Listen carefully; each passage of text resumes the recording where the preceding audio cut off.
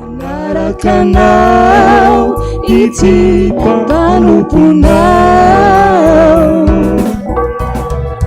sambatrao sambatrao Jesosy ao manananao, faliao ravoao Jesosy ao manananao, azoko mifamonjena Jesosy ao manananao, Jechikao ravoao Jesosy ao manananao.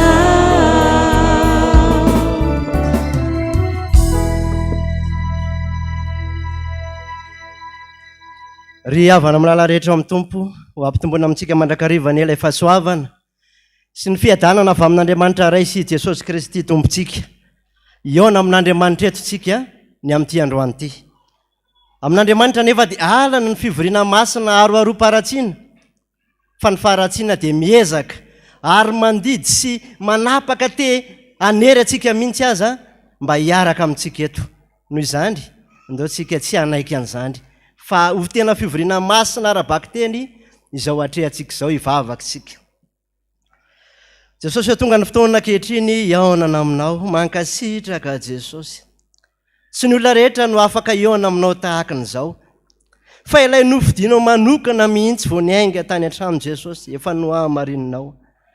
Amin'izao ora sy fotoana izao Jesosy noho izany fitiavana ite iaona aminao izany no anatanterahana ilay fanomezam-pahasoavana sy ny tem-pahefana efa nomenao anay ny amin'ny hoe izao famantarana izao nao anaraka izay mino amoaka dia amin'ny anarako izy fahefana tsy mihoatra an'izany Jesosy.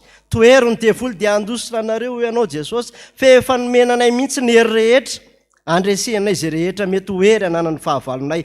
Fa ianao Jesosy, ianao le manao ny rivotra hoirakao sy ny le lafo mpanomponao, ianao mihitsy le afo mandevona. Ko amin'ny anaranao Jesosy velona sy manan-kera vany Nazareta, azona mandrotsaka n'izany afo masinao zany, andevona ny ody ratsy ny mpamosavy rehetra, tsy hanana anjara tsy manana fahefana eto. Ninina devoly mpangala-teny rehetra, ny devoly mpangala-tsaina rehetra, devoly manakombombava sy ny manampitsofina rehetra, miala amin'ny anaran'i Jesosy, miala ho any amin'ny farimin'ny rafo mandrakizay, tsy manana anjara tsy manana fahefana eto amin'izao toerana izao, any amin'ny farimin'ny rafo mandrakizay ny sazanareo.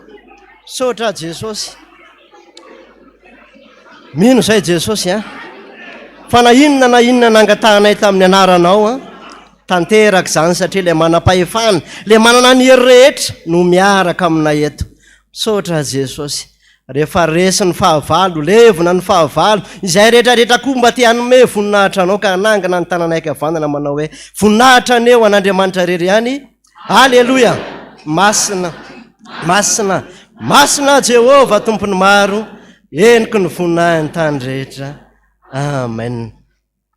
Toizantsika ry havana ny fanomezam-boninahitra an'Andriamanitra amin'izao Alahady sy herinandro natokana mihitsy anaovantsika ny ezaka ny momba n'izany sary sy feo zany. Zasy ianao mihitsy no ezaka ny amin'ity androany ity ary indrindraindrindra hanome voninahitra an'Andriamanitra eto tsika.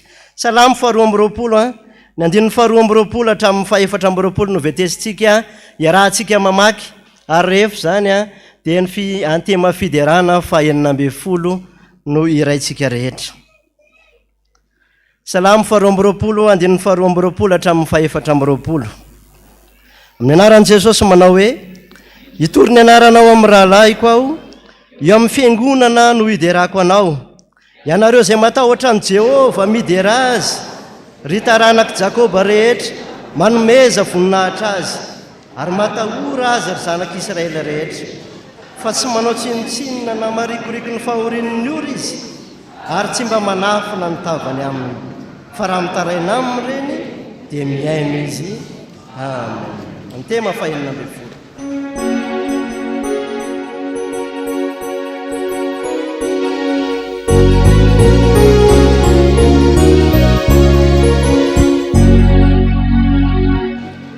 Isaurana Jehova tumpuna, isaurana Andri amanitra valeti dituna panjaka di pamira erai na iana isaurana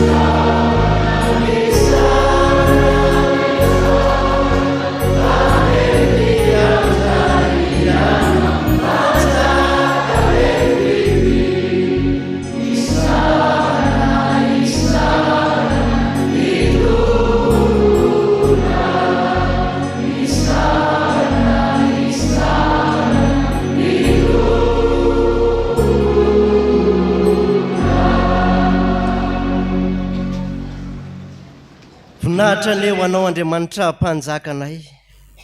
Le Andriamanitra tompona isan'andro ary miteny ampitiavana aminay koa nefa isan'andro san'andro manao hoe famindram-pony Jehova neny tsy nahalany-dritra anareo hoe isaorana ianao zany Jesosy fa tsaronay mihitsy ampoanay ny fahasoavanao Jesosy.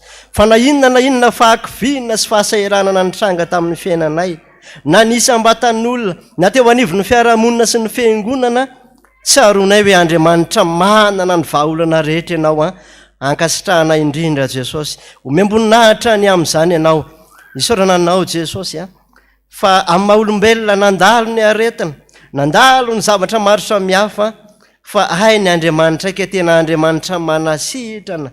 Misaotra Jesosy. Impiry moa tsy efa nisy tao ambavahoana ny fahafatesana kanefa tena hoe niraisinao tany anatin'ny aizina mihitsy, natsanganao ndray mba ho vavolombelonao Jesosy. Misaotra Jesosy. Ndreto izay fiangonana androany Jesosy. Amin'izao ora sy fotoana izao mahatsiaro an'izany fahasoavana tsy tambo isaina zany. Fa na dia tsy nangataka ary izay nomenao anay ny masoandro ny amin'ity androany ity. Tsy misy olona afaka manao an'izany aminay Jesosy, fa raha izay mpanota zao ka manao ratsy amin'ny olona dia asian'ny olona ratsy koa. Fa ianao Andriamanitra tsy mba mamaly ratsy ny mpanao ratsy, fa Andriamanitra tena tia anay mpanota na dia mankalaota aza. Ndreto izay Jesosy, hiaraka hanondrika ny lohanay androany, tsy mba mahitaka ny any an-danitra nefa izay. Mitsangana ny mba vitanay Jesosy, kanefa vokatry ny fonay izany manao hoe masina, masina, masina Jehova tompony maro, eniky ny fonay ny tany rehetra. Amen. Ndao ry havana eo ampitsanganana eo no andraisantsika ampanajana. Ny tenin'Andriamanitra izay hotoriana amintsika ny amin'ity androany ity, aza dininao fa tsy mba tenin'olombelona izany, fa raiso ampanajana, raiso amin'ny tena hoe fifantohana tanteraka mihitsy izany. Ny hira 5:9 ka ny 2:2 no iraintsika ny 2:1 ihany. Ny tenin'ny Baiboly ny sabatra entinay andresiny devoly ilay fahavalonay.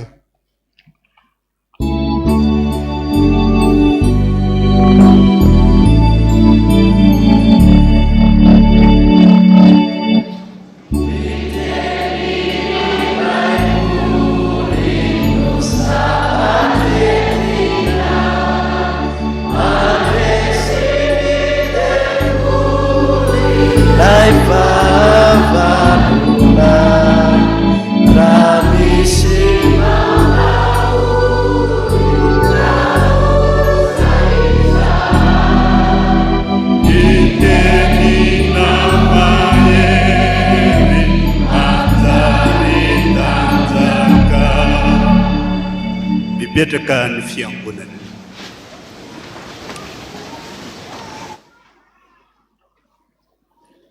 Ry havana malala rehetra ao amin'ny Tompo ampitombona aminareo aneny fahasoavana sy ny fiadanana avy amin'ilay taloha sy ankehitriny ary ho avy.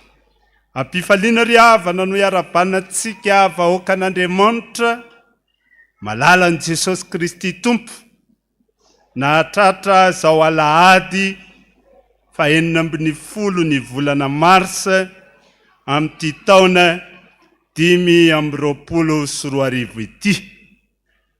Alahady Fanateram-bokatry ho amin'ny fanatsarana ny Sary sy ny feo eto amin'izao Fiangonan'Andriamanitra fitandremana Fiangonana reniny FPVM Taninanandrano Ampandrana izao. Ndray mandeha tatsy amin'ny tsy elakela-trano avatsy amin'ny ilan'ny atsitsy.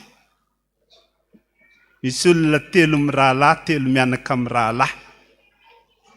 Mandeha eo alohako, miandrandra mijery any ambony any amin'ny fiangonana any izy. Dia miresaka izy 3 mirahalahy. Mba dadany koa ny nahavitandry zareo amin'ity fiangonana amin'ity. Mety mahazo sponsor avy any ivelany ngam'ireo ozy ny anankiray. Dia mitanisa eo izy hoe firy etazy izy zany? 4 sa 5. Tena manana ry zareo. fa tsika manana ilay sponsor matanjaka dia izy Jesosy Kristy tompo, ary izy no miteny hoe izaho mivavahadin'ondry. Raha izaho no hidiran'ny olona ho vonjeny izy ka hiditra sy hivoaka sady azo hoanina.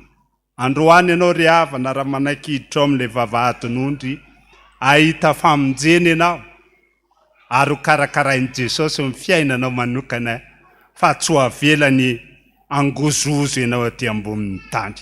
Andeha hivavaka isika miloha amin'ny andrenesantsika ny hafatra avy amin'ny tenin'ny soratra masina. Andriamanitra ray sy zanaka ry fanahy masina, ianao ny tomponay sy mpanjakanay. Andriamanitra tsy miovatra amin'ny taloha sy ankehitriny ary mandrakizay. Saotranao izahay noho ny amin'ity fotoana ity, izay mbola ahafahana mandre ny hafatra avy amin'ny teninao. Andriamanitra miteny ianao mantsy ry tompo fa teny nataonao nahariana izao zavatra rehetra izao. Ary voalaza ny filazantsarany Jaona aza fa ianao ilay teny tonga nofo, tonga onina ety aminay. Ankehitriny ary mitenena tahaka amin'ny fombanao fa miainanao izahay eto amin'ity fitoerana masina ity.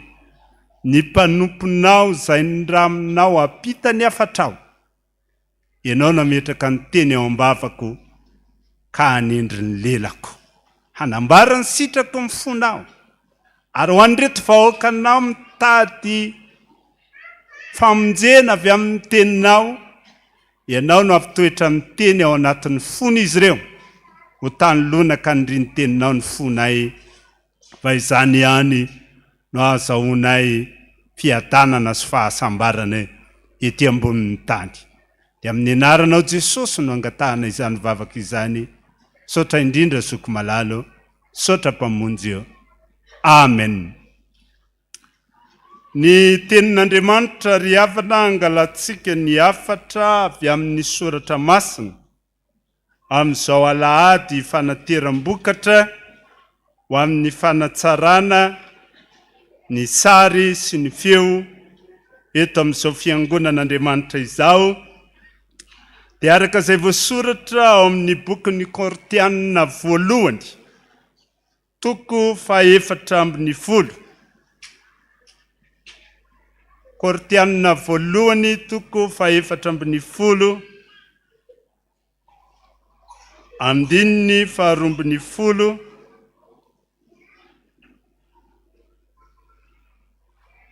Andininy 12 izay teny faneva fidin'ny komity amin'izao fanatsarana ny Sary sy ny feo izao. Andeha vakitsika amin'ny anaran'ny Tompo izany. Ary toy izany koa ianareo, raha fatra-paniry zava-panahy dia izay ampandroso ny fiangonana no tadiavo indrindra. Amen. Ray masina, manamasinana amin'ny fahamarinana, ny teninao ny fahamarinana. Amen. Ary toy izany koa ianareo, raha fatra-paniry ny zava-panahy dia izay ampandroso ny fiangonana no tadiavo indrindra. Ohatra ny te hitondra tantara kely ho atsika,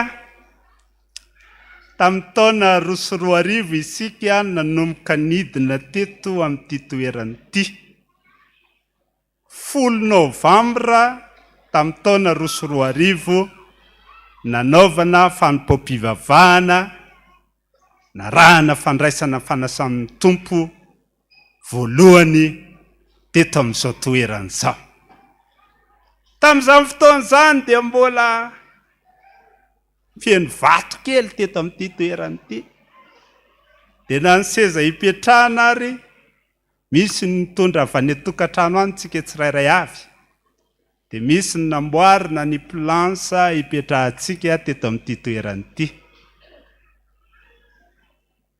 Ankehitriny raha mijery tsika izao ny ato ambany efa vita dalazy karo tsara tare ny fiangonana ary efa bon tsara tare zay tsy ritin'ny olona reo ban reo rehefa tonga ny vahiny miditra ato rehefa mariazy na misy fahoriana miditra ato ka misy vahiny tonga tsara zany ban zany izany no misy ato anatin'ny fiangonana dia ny eo amin'ny resaka fanamafisam-peo sy ny eo amin'ny resaka video ndray tamin'izany fotoana dia fanomezana avy any amintsika tsirairay avy any na ny bafla nampiasaina na ny poste téléviseur izay nampiasaina tato anatin'ny fiangonana. Nisy fotoana ny ray aman-dreny lehibe nanao antsy teto anatin'ny fiangonana dia nisy rangahy efa lehibe izay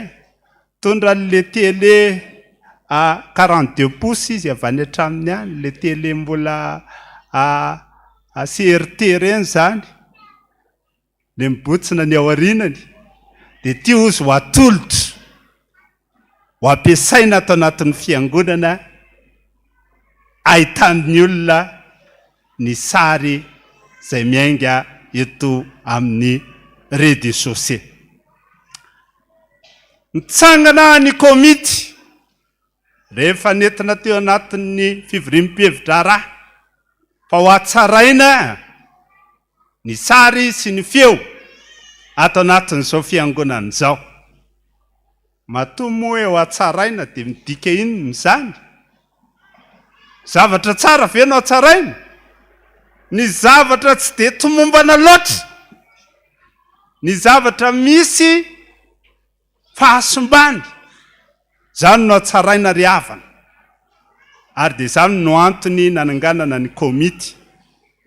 Raha tany amin'ny volana ho tany amin'ny taona 2024 tany nanomboka ny asan'ny komity dia hatramin'izao zany no niezaka izay nataontsika, satria mba te hafantatra an'izany ihany ianareo niezaka izay nataontsika dia mitotaly any amin'ny 1,272,927,500 FMG ny vola voangitsika hatramin'izay.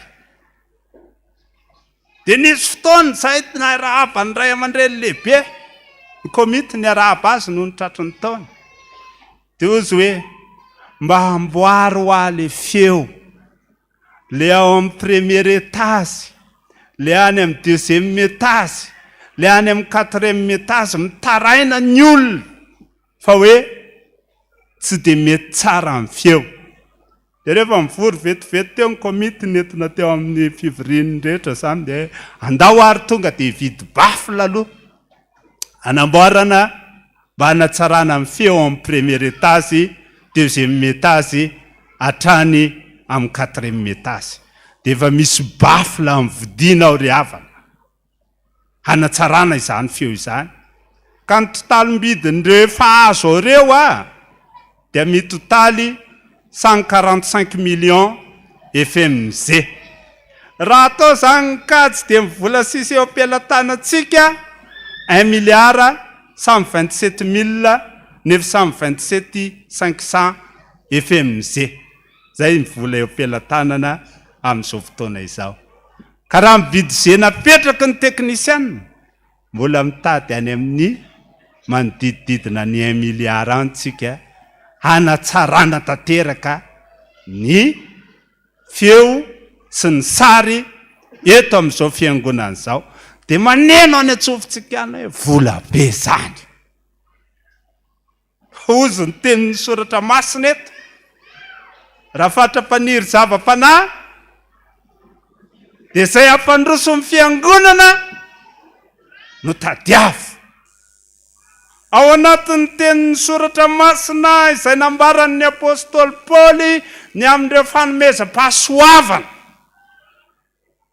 Omen'Andriamanitra sy omeny fanahy masina ny zanak'olombelona izao tenin'ny soratra masina izao. Fa manomboka any amin'ny Korinthianina voalohany toko 2:10 any ka hatramin'ny Korinthianina voalohany toko 4:10 dia mitanisany izany ny apôstôly Paoly zarazaraina ho samy hafa fanomeza-pahasoavana fa amin'ny fanahy dia iray ihany. Zarazaraina ho samy hafa amin'ny fanompona fa Andriamanitra dia iray ihany. Izany ry havana no mahatonga izao tenin'ny soratra masina izao ankehitriny. Mety efa amiko sy aminao. Andehantsika hikatsaka izay hampandrosoana ny fiangonana. Ahoana moa no afantarina hoe mandroso ny fiangonana? Ny afantarina hoe mandroso ny fiangonana rehefa tsara ny fanaka ao anatin'ny fiangonana. Zay zany ny zavatra hita amin'seho eo ivelany aloha. Tsara ny fanaka ao anatin'ny fiangonana, tsara ny toetran'ny trano fiangonana, dia zay ny tonga dia afantaran'ny olona hoe tena mandroso le fiangonana. Jereo neny anazy vita carreau daholo ny ohatr'izao, ny sonorisation ny anazy ohatran'izao, ny orga ny anazy zao, mandre tsara daholo ny olona rehetra amin'ny feo izay miainga, toriana ety ambony pilipitra, mahita ny sary daholo ny rehetra izay mijery amin'ny alalan'ny televizion any amin'ireo etazy any ambony andro. Anisan'ny ahitana taratra izany hoe tena mandroso ny fiangonana. Fa faharoa manaraka an'izay, anisan'ny afantarina ihany koa fa mandroso ny fiangonana rehefa milamina tsara ny ara-panahin'ny mpino ao anatiny. Lamina tsara ny ara-panahin'ny mpino ao anatiny, tena resy lahatra izy ka nandray an'i Jesosy ho tompo sy famonjy amin'ny fiainany, ary dia manao vaindohan-draharaha amanolotra amin'ny tena niaraka ny tenin'ny apôstôly Paoly any amin'ny Romanina 12:1 any, ko amin'izany mangataka aminareo ary rahalahy no ny amin'ny famindrapon'Andriamanitra mba ho atolotrareo ny tenanareo ho fanatitra velona masina sitrak'Andriamanitra, dia fanompom-panahy mety ho ataonareo izany. Afantaran'izany fa mandroso ny fiangonana rehefa tena milamina ny ara-panahin'ny mpino ao anatiny. Ary ny fahatelo dia hoe rehefa mitombo ireo vahoaka an'Andriamanitra ao anatin'ny fiangonana anankiray, dia afantarana fa mandroso izay ny fiangonana fa tsy miembotra fiangonana. Androany dia antso natao antsika rehetra amin'izao fanateram-bokatry, fanatsarana ny sary sy ny feo izao. Tsy hanetana hoe manaovy ianao be da be, fa araka izay azo ny tananao atao dia ataovy izany. Fampandrosoana ny asan'Andriamanitra. Fa amin'ny andro havelomantsika tahaka izao no ahafahantsika manao an'izany. Amin'ny andro havelomantsika. Ka raha maniry ireo zava-panahy izay voatanisa ao amin'ny tenin'ny soratra masina ianao, araka ny nambarako teo manomboka any amin'ny Korinthianina 1:20 ka hatrany amin'ny 4:4, rehefa ny tokantrano ianao dia vakio izay tenin'ny soratra masina izay, ohatra ho inona avy moa ireo zava-panahy ambaran'ny tenin'Andriamanitra. Raha maniry an'izany ianao dia ambaran'ny apôstôly Paoly fa ny lahara-pahamehana voalohany izay hampandroso ny fiangonana aloha ny tadiavo. Izay hampandroso ny fiangonana ny tadiavo. Izay azonao atao fampandrosoana amin'ny fiangonana, izany ny tadiavo. Any amin'ny bokin'ny asan'ny apôstôly 5 any dia voalaza fa matoa nandroso ny fiangonana tamin'ny andron'ny apôstôly dia zao hoe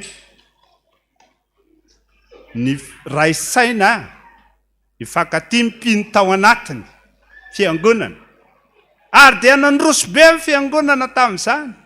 Ary voalaza fa na dia mifananana ary dia tsy misy nanonona mifananana ho amin'ny tenany, fa nentina teo amin'ny tongotry ny apôstôly ny fananan'ny mpino tsirairay avy, ary dia teo no natao hoentina hampandrosoana ny asan'Andriamanitra tao amin'ny fiangonana. Izay no nahatonga ilay fomba fiteny hoe ataovy toy ny fananan'ny apôstôly, izany hoe fananana iombonana tao anatin'ny fiangonana izany. Dia zavatra mahagaga nefa raha mijerytsika ny tantara ao amin'io asan'ny apôstôly toko fahadimy io dia misy tantaran'olona anankiroa mpivady ao dia tsy iza fa i Ananiasy sy Safira nanana tany izy ireo tamin'izao fotoana. Rehefa nandreo hoe samy mivarotra mifananany tsirairay. Za androany tsy hiteny aminareo amin'dio mifananana dia andao atao mifananana atao anatin'ny fiangonana fa zay araka izay fanomezam-pahasoavana ny tain'ny tompo anao. Fa rehefa samy mivarotra mifananany tsirairay dia mba mivarotra ny taniny koa Ananiasy Safira. Fa zao ny tonga tao an-tsainy, nahoana moa ty vidin'ny tanintsika ity no ndeha ho atolotra any amin'ny apôstôly daholo. Andao mba hanominana kely. Dia ny apahany ihany no omena any amin'ny apôstôly. Rehefa tonga teo anatrehan'ny apôstôly i Ananiasy, dia ozy ny apôstôly Petera hoe lazao amiko. Ireo daholo ve mividy ny taninareo? Ireo daholo ozy. Dia ozy ny apôstôly Petera hoe tsy nandange tamin'olombelona ianao fa nandange tamin'Andriamanitra. Fony tsy mbola namidy ny taninareo tsy anareo ihany fa anaovanareo izay sitraky mifonareo. Rehefa namidy kosa izy tsy anareo ihany koa va? Fa nahoana ny nakafanan'Andriamanitra ianareo ka nandainga teto anatrehan'Andriamanitra. Vokatra izay fandengana teo anatrehan'Andriamanitra izay tonga dia maty ny karapoka teo Ananiasy. Niditra koa Safira rehefa vanina amin'ny tanin'ny apôstôly. Valiteny nataony mivadiny ihany nataony. Dia ozy ny apôstôly Petera indro tsy miainga eto ambaravarana akory ny tongotra ireo izay nandevina amin'ny vadinao. Ary tonga anao hivoaka satria tsy nandange tamin'Andriamanitra ianao, tamin'olombelona ianao. Fa niraisaina ianareo mivady, andainga tamin'Andriamanitra. Androany ry havana dia teteny aminao aho hoe manaova izay vitanao ho fampandrosoana ny fiangonan'Andriamanitra. Manaova izay azony tananao atao araka izay ny tahin'Andriamanitra anao. Fa iza dino fa avy amin'ny reny no ny ramitsika. Kanefa izay manome ampifaliana sy ampitiavana izay no akasitrahan'Andriamanitra indrindra. Fa tsy ny teriterena manome ampifaliana sy ampitiavana.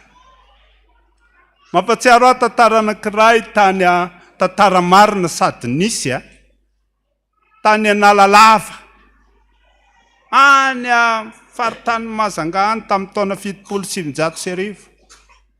Anao vokatra tamin'izay fotoan'izay ny fiangonana. Dia samy manonona tonona ny kristianina tsirairay avy ao anatin'ny fiangonana. Nanome araka izay nitahin'Andriamanitra amin'ny fiainana. Rehefa tonga teo amin'ny anjaran'ny ngiaram-panarivo, izay sady manana maha izy azy, manana izay tokony atolotra tao anatin'ny fiangonana tamin'izany fotoana.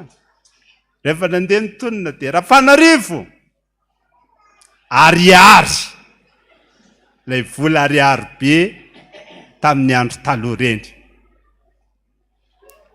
Dia izao moa ny fiangonana rehefa manao tonona ohatr'ireny any ambanivohitra dia voarakitra ao anaty kahe, misy kahe firaketana. Hoe avy amin-dranona izao no azo, avy amin-dranona izao no azo. Vita ny Fanateram-bokatry tamin'ny tonona, tehirizina tao anatin'ny fiangonana daholo izay azo rehetrarehetra izany na amin'ny volana ny zavatra nataon'ny olona.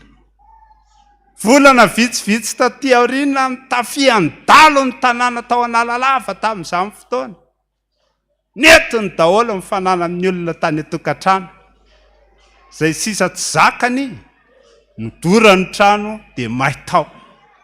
Ny fiangonana rery sisa ny tsy may. Tsy nanany ninona ny olona rehetra.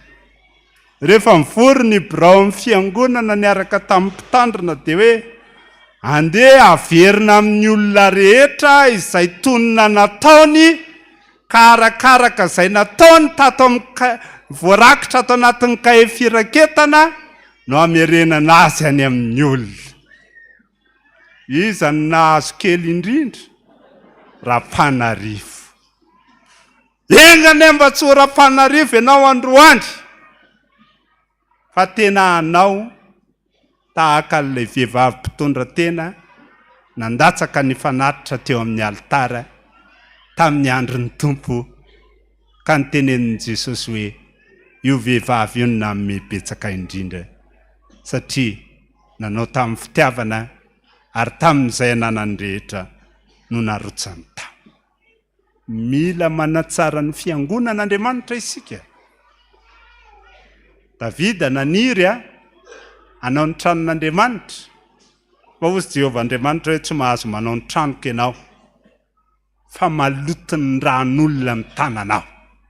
Fa ny zanakao dia Solomona izay andimby ianao no hanao ny tranoko. Zaho sy ianao mbola velonaina afaka mandray anjara amin'izany ataovy riavana dia azonao atao. Fanatsarana izany sary sy feo izany. Ary dia tanteraka aminao zao tenin'ny soratra masina izao hoe ary toy izany koa ianareo raha fatra-paniry zava-panahy izay ampandroso amin'ny fiangonana no tadiavo. Men'Andriamanitra anao reo zava-panahy reo rehefa mikatsaka ny ampandroso ny fiangonan'Andriamanitra ianao riavana. Ary tsy vitan'izany ihany fa hoy ny tenin'ny soratra masina hoe Andriamanitra tsy mba tsy marina hanadino ny soa vitanareo ho voninahitry ny anarany. Tanterahan'Andriamanitra aminao ny tsodrano izay voasoratra re amin'ny Deutéronomia 9:20. Rehefa tena manao an'izany ampitiavana ianao. Fa zao fiangonana izao ry havana ilaina satria ikolokoloana amin'ny fanahintsika ary eto no andraisantsika ny afatra rehetra mba ahatonga antsika indray anana fanantenana ny amin'ny fandovana ilay fiainana mandrakizay. Vao tamin'ny volana tapatapaky ny janvier tany misy olona tonga tao amin'ny biraoko tao ambony tao. Zafady pasteur, fa zay tsy mba mpivavaka tao amin'izao FPVM izao any amin'ny fiangonana hafa. Fa manana olana ohatr'izao zay. Inona ho an'ny olanareo? Mijaly fanambadiana. Ary misy aretina oza ilay vehivavy zay mahazo ahy avy amin'ny asan'ny devoly. Efa nitsaboana nandritra amin'ny fotoana maro, nandany vola makarena, nakany amin'izay mbola zay tenenin'ny olona hoe ary misy mahay mitsabo. Fa tsy sitrana, metsika. Ary io aretin'io rehefa tonga le devoly dia zao mifitatarany zanany hoe tonga izy dia ohatra mangovotra zay ozy, dia misefosefo, dia miakatra ny hafanany ary dia mitady zavatra atao anatin'ny tokantrano izy hanenjehana sy hamononany atao amin'ny ankohonana na antsina izay zava-maranitra rehefa tonga le devoly. Dia ny zavatra ataonay pasteur ozy dia idina ao amin'ny efitranao izy rehefa tonga izay fotoana izay. Zao zay amatsenitra zareo, nareo ve tena mino an Jesosy Kristy tompo e? Tena mino nareo? Tena mino pasteur. Zany ny atony atongavako aty. Le vadoka rozy mbola misalasala hoe andao ihany hoentina ry fa ary indray misy mahay. Fa za nanapa-kevitra hoe alao anatona an Jesosy amin'izay. Io izy nanomboka nihetsika amin'izay rehefa nresaka elaela teo izay. Hanomboka hetsika amin'izay izy io pasteur ozy le zanany. Ndraisiko Baiboly. Tonga dia natao ny asan'Andriamanitra amin'ny anaran'i Jesosy Kristy zanak'Andriamanitra velona sady manan-kerevany Nazareta. Za mandidy ianareo ry Satana mivao anatin'ity vehivavy ty ianareo. Fa tsy hananareo fahefany io fahan'i Jesosy efa ny Nazareta.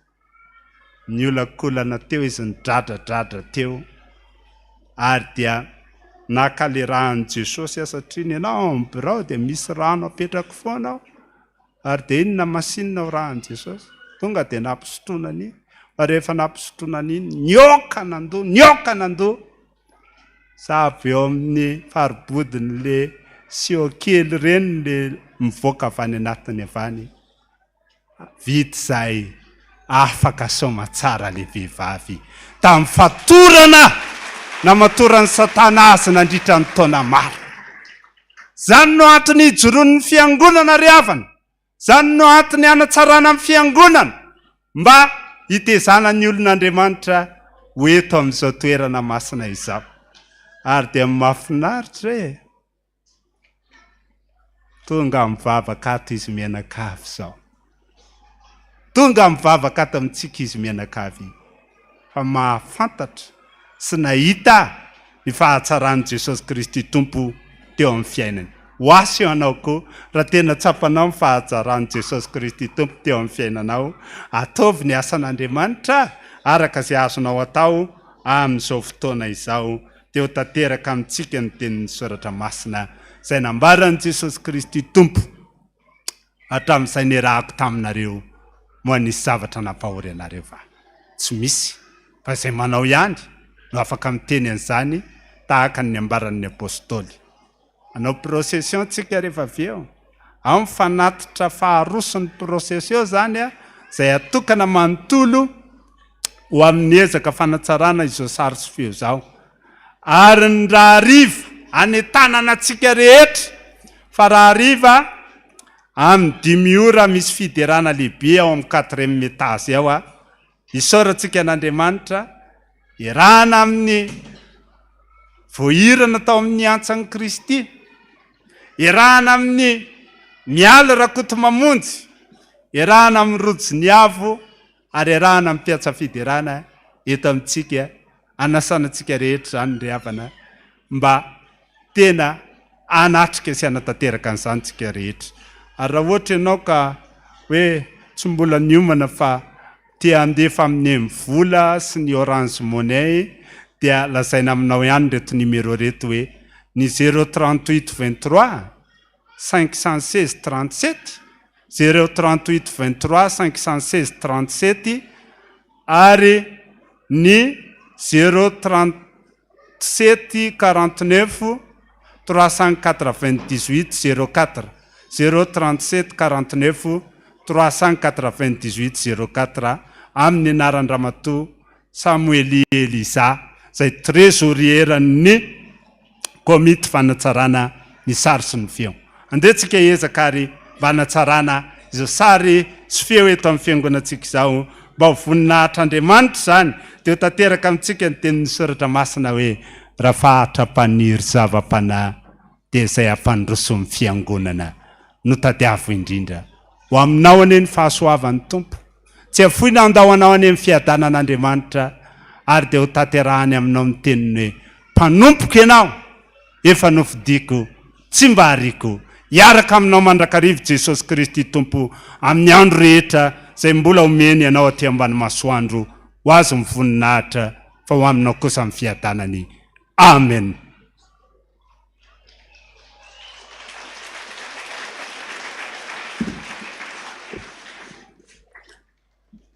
Sary sy feo, ahoana ry ny hevitry Jesosy amin'izany? Ahoana ny soratra masina amin'izany? Mampirisika antsika hanao an'izany ezaka izany ve ny soratra masina sa tsy? Sao dia ny tsy fahafantarantsika an'izany no mampisalasala antsika.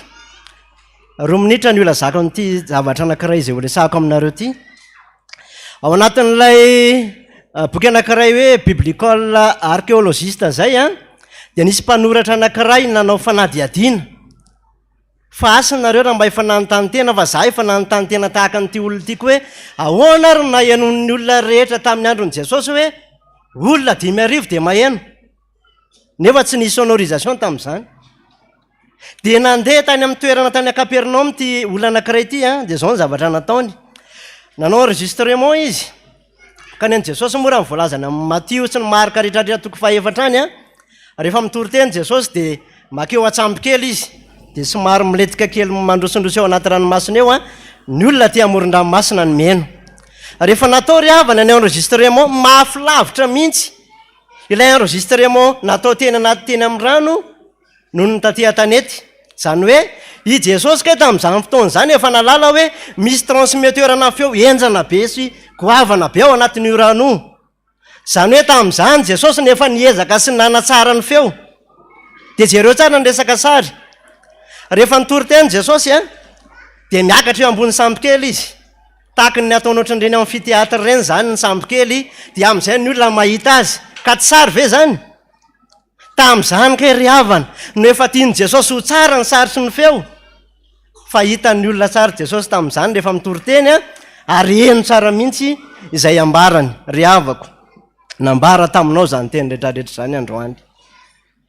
Ny faniriko sy ny zavatra mbateneniko atsika ny amin'ity androany ity dia arak'izay voasoratra amin'ny Filipiana 2 ny 14 hoe ataova ny zavatra rehetra amin'ny tsy fimonomonomana sy ny tsy fisalasalana. Andao tsika iverina amin'i Jesosy indray fa tsy ilaozan'izay fimonomonomana e, tsy ilaozan'izay fisalasalana atao anatintsika tao, ary indrindraindrindra rehefa maheno matetika ilay fanetanana azy dia misy an'izay ao anatin'ny fotsika ao a. Ny firana 570 andiny voalohany ihany no vetesitsika hitondrantsika ny tenantsika ao anatrehan'i Jesosy indray dia angatahantsika mihitsy fa ilay Jesosy mora fo io a, tsara sady mahasoa dia io no ivavahantsika androany. Angatahantsika famindrapo androany rehefa vita izay a dia hitsangana hivavaka isika.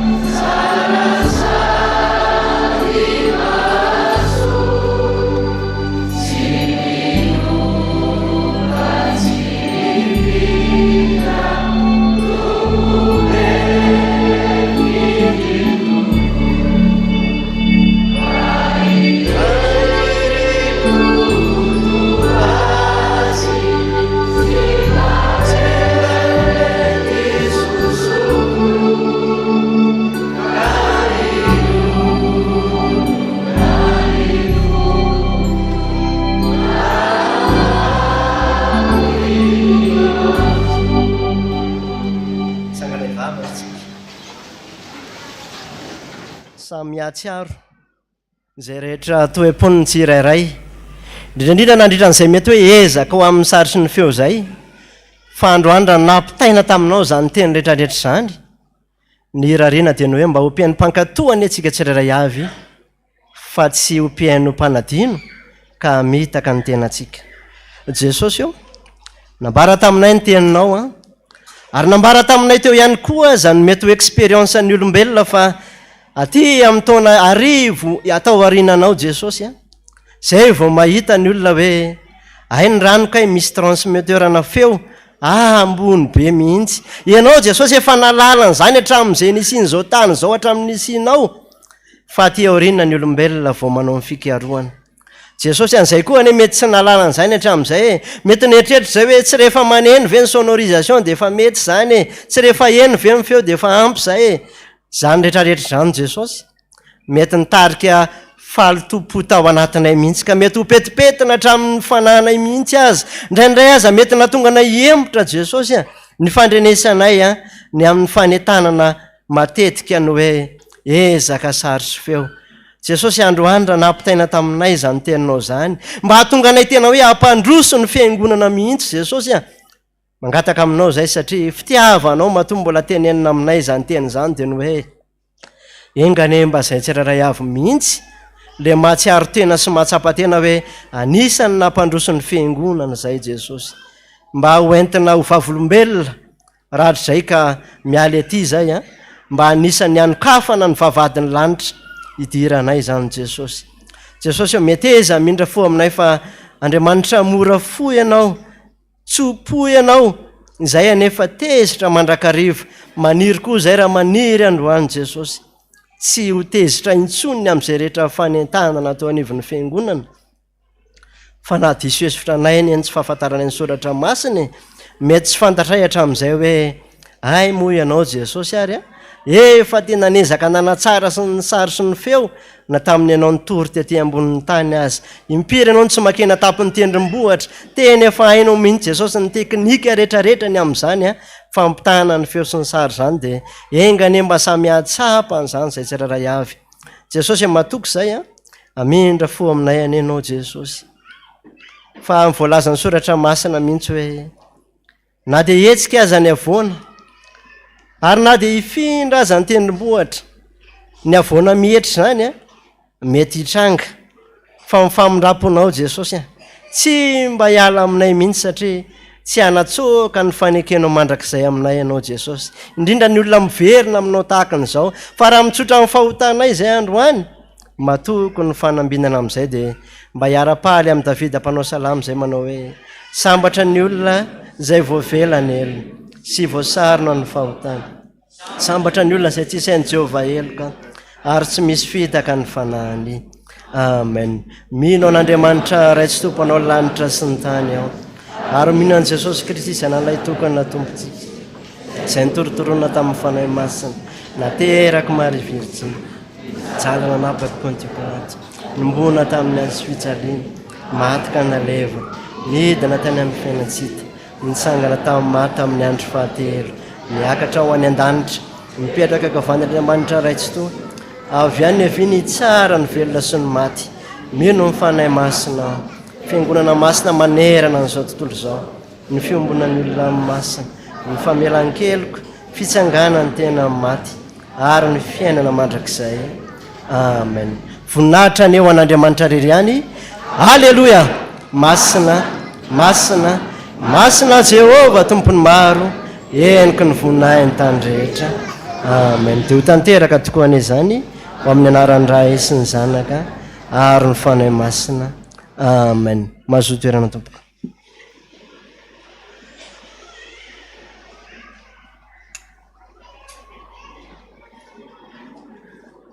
Dia tonga amin'ny fotoana isika riavana izay anatrehantsika ankehitriny ny sakramenta ny batisa ka dia eo am-piomanan'ireo ray aman-dreny niteraka ary ireo mpiantoka ny zaza hitondra ny zaza manoloana izao alitara masina izao vao manomboka ny hira 8:20 amin'ny roanjato dia miroso avy hatrany ianareo manoloana ny alitara mitondra ny zaza hanaovana izany sakramenta ny batisa izany. 8:20 amin'ny roanjato ary nataontsika eo ampiakaran'izy ireo manoloana ny alitara masina.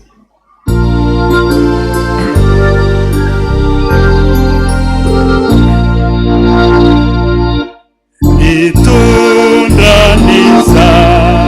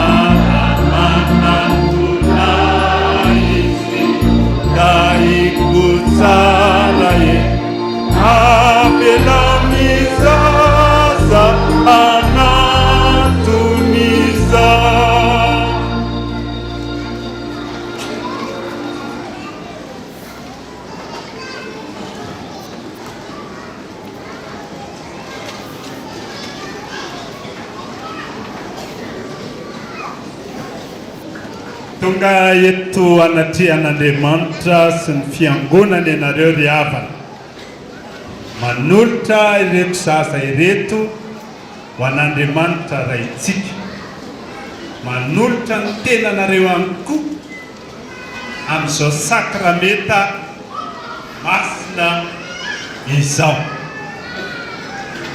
Ny fanaovana batisa dia didy napetraka Jesosy Kristy tompo ho taterahan'ny fiangonana. Fa raha tian'ny olona ny andova fiainana mandrakizay tsy maintsy atao batisy amin'ny andro avelomana. Fahalalana izany handovana ny fiainana mandrakizay.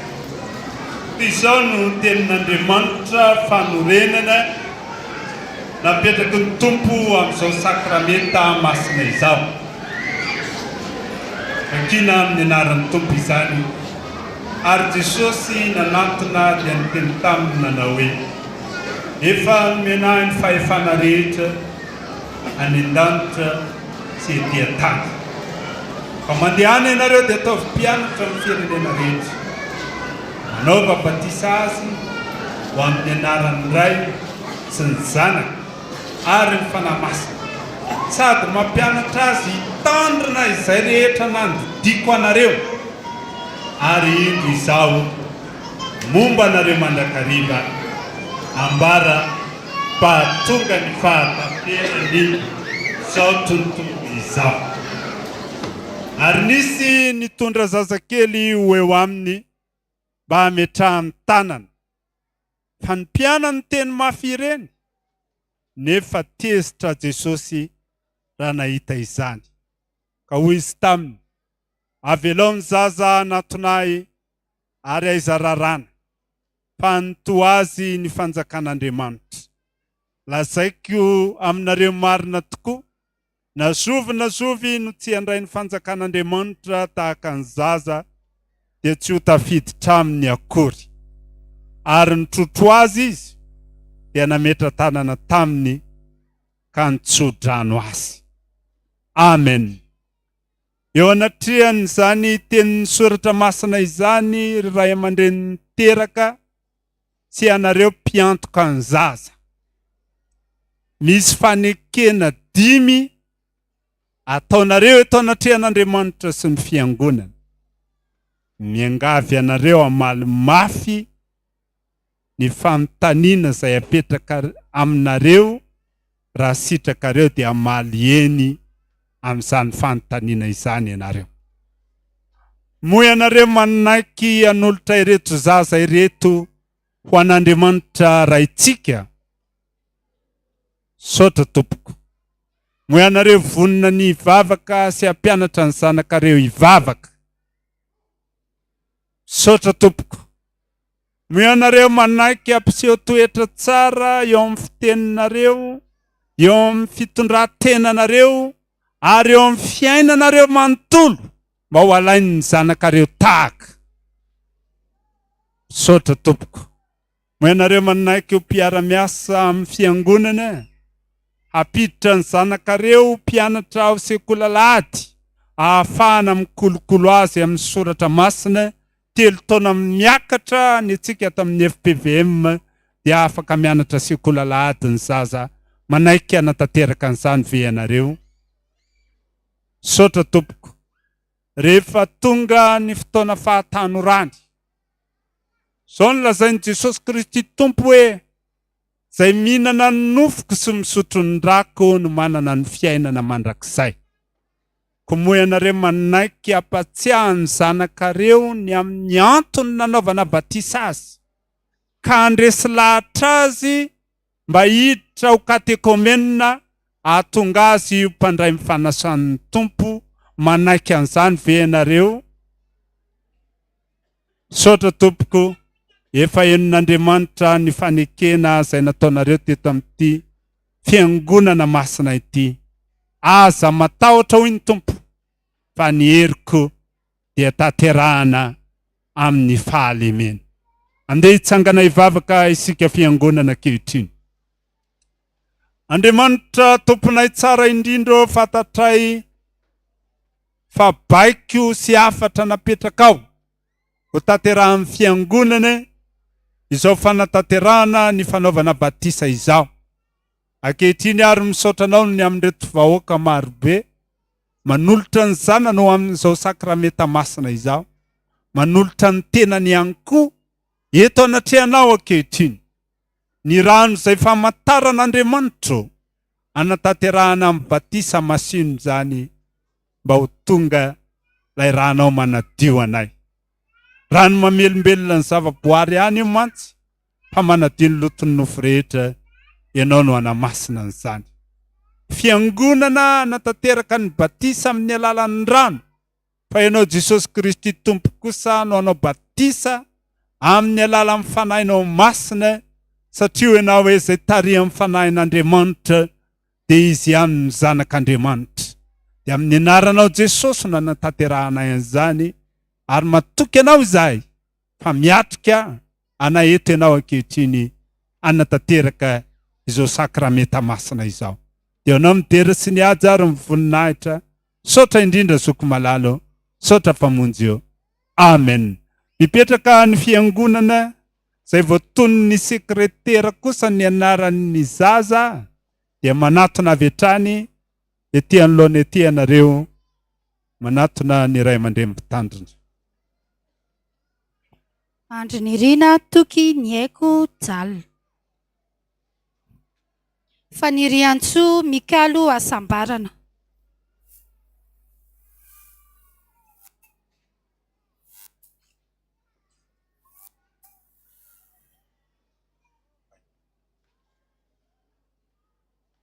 Manao batisa anareo izahay ho amin'ny anaran'ny Ray sy ny Zanaka ary ny fanahy masina. Jesosy Kristy tompony anirotsaka amin'ny fanahy masina ao anatinareo. Hitaiza sy halehibe anareo izy ary ombanareo amin'ny androm-piainanareo rehetra. Sotra indrindra Jesosy io, sotra zoko malalo. Amen.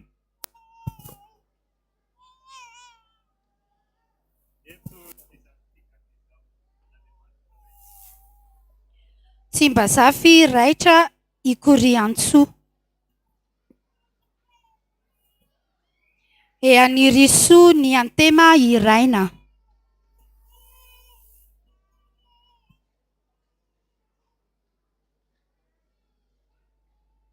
Manao batisa anareo izahay ho amin'ny anaran'ny Ray sy ny Zanaka ary amin'ny fanahy masina. Jesosy Kristy tompony anirotsaka amin'ny fanahy masina ao anatinareo. Hitaiza sy halehibe izy, ombaka tsy hafoy amin'ny androm-piainanao rehetra. Sotra indrindra Jesosy io, sotra mpamonjy io. Amen.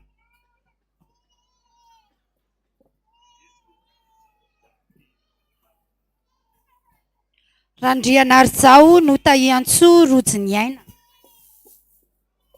Rakoto arivelo Vaniala ny arena soa.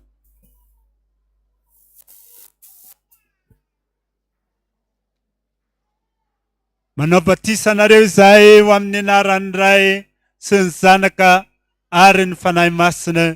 Jesosy Kristy tompony anirotsaka amin'ny fanahy masina ao anatinareo. Hitaiza sy halehibe anareo izy ary ombanareo amin'ny androm-piainanareo rehetra. Amen.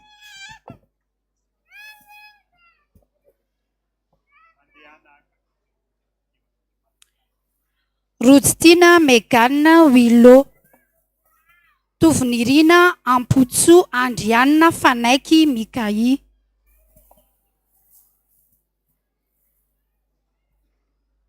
Manao batisa anareo izahay ho amin'ny anaran'ny Ray sy ny Zanaka ary ny fanahy masina. Jesosy Kristy tompony anirotsaka amin'ny fanahy masina ao anatinareo. Hitaiza sy halehibe anareo izy, ombanareo amin'ny androm-piainanareo rehetra, tsy hafoy na handao anareo. Amen.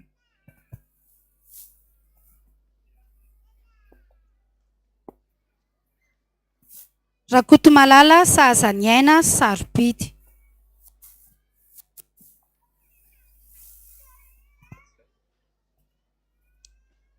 Ianao ve fambatian'i Jesosy Kristy Tompo?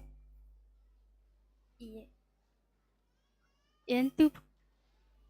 Vonina hiala miditra sy ny fahazaran-dratsy amin'izay fa hanolo-tena ho an'i Jesosy. Tompo. Manomboka zao ianao dia olom-baovao ary dia araka amin'ny voalazan'ny soratra masina hoe raha misy olona ao amin'ny Kristy dia olom-baovao izy, efa lasa ny zavatra taloha, indreo efa tonga vaovao ireo. Ary dia vonina ve ianao hanolotra amin'ny tenanao mba hiditra ho katekomenina amin'ny fotoana mahamety an'izany, ho lasa hampandray mifanasan'ny Tompo, vonina amin'izany ve ianao? Tompo. Sotra Tompoko, efa henon'Andriamanitra amin'ny fanekena nataonao teto amin'ity toerana ity. Tsy maninona fa mba handohalika kely eo ianao dia hivavaka eto ambonin'ity karate. Hivavaka ianao zao hanolo tena ho an'i Jesosy, dia ataovy mivavaka ao ary itsangamy ny tananao havanana. misaotra anao Andriamanitra fa mbola notahinao amin'izao Jesosy aho. Dia mbola misaotra anao indray aho satria mbola novelominao foana na tamin'izay fotoana tamin'ny fotoana nivelomako Jesosy aho, ka misaotra anao aho satria mbola notahinao indray izaho satria mbola ratsy anao dia tsy ohatr'izao mihitsy aho Jesosy aho, ka isaoraka anao izany androany Jesosy aho, misaotra anao Jesosy aho. Za manao batisanao amin'ny anaran'ny Ray sy ny Zanaka ary ny fanahy masina. Jesosy Kristy tompony androtsaka amin'ny fanahy masina ao anatinao. Tsy afoina andao anao izy, hiara-dalana aminao araka amin'ny teniny hoe mpanompoka ianao izay entiko mampiseho amin'ny voninahitro any amin'ny tany rehetra. Saotra Jesosy io, saotra soko malalo. Amen. Mitsangana amin'ny anaran'i Jesosy. Mandehana amin'ny fiadanan'ny tompo. Vita daholo ve tompoko sao dia mbola misy adino izay natao dinidinika? Raha sendra misy adino dia atsangaminy tananareo. Vita daholo. Eny ary dia omena ny pasteur Rodin ny famaranana amin'izao fotoana izao amin'ny alalan'ny mivavaka. Dia tsanganan'ny fiangonana hivavaka ho azy ireo satria isika rehetra ny vavolombelona teto nanatrika an'izao batisa izao. Jesosy eo mankasitraka fa vita soamantsara tokoa izay rehetra mba nokasaina ny amin'ity androany ity, ary tsy zavatra tsotsotra Jesosy, tsy zavatra kitanitany fa tena hoe ilay ahafahana mandova ny fiainana mandrakizay mihitsy no tanterahana teto androany. Jesosy mivavaka ho an'ireo zaza ireo izay hotahinao ireo ka ho ambinina sy ho salama amin'ny zavatra rehetra tahaka ny anambina anao ny fanahiny ihany. Ny ray aman-dreny tsy mimpiantoka rehetra tantany sy vombina omeo azy ny fitahina ahafahana mitaiza araka ny sitraponao Jesosy. Dia ianao ane hita izay rehetra mbola hokarakarain'izy ireo ihany koa ny amin'ny toyan'ny fitezana rehetra satria tena sarotra ny fitezana amin'izao fotoana izao raha tsy miaraka aminao. Saotra Jesosy. Amen. Afaka mipetraka ny fiangonana dia isika rehetra kosa natateraka ny firana faha-2 amin'ny firana fanampiny. Manolo tenao dia mamonjy toerana nareo sady manao ndrak-pisaorana ho voninahitr'Andriamanitra.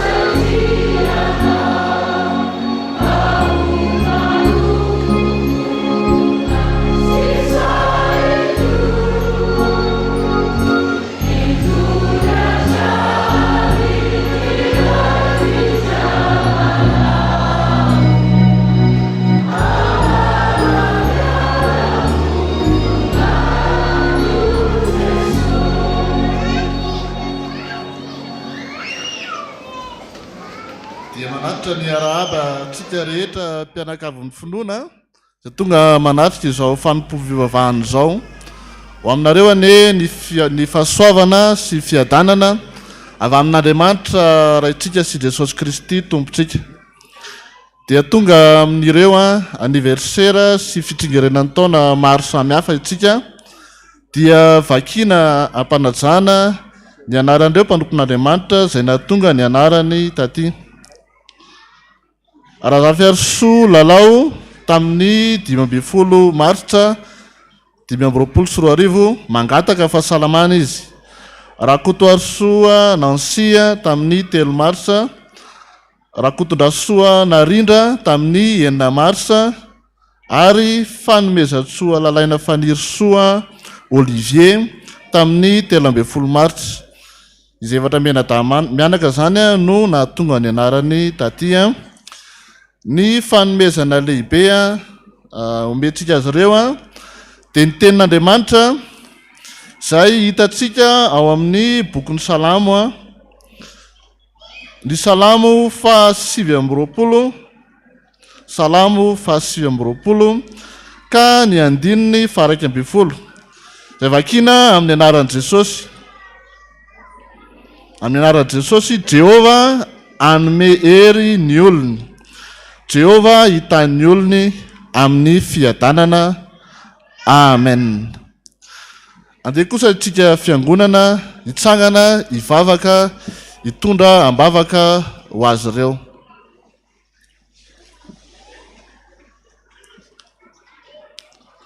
Andriamanitra rainay tsara indrindra o, midera makalaza manome voninahitra ny anaranao zahay.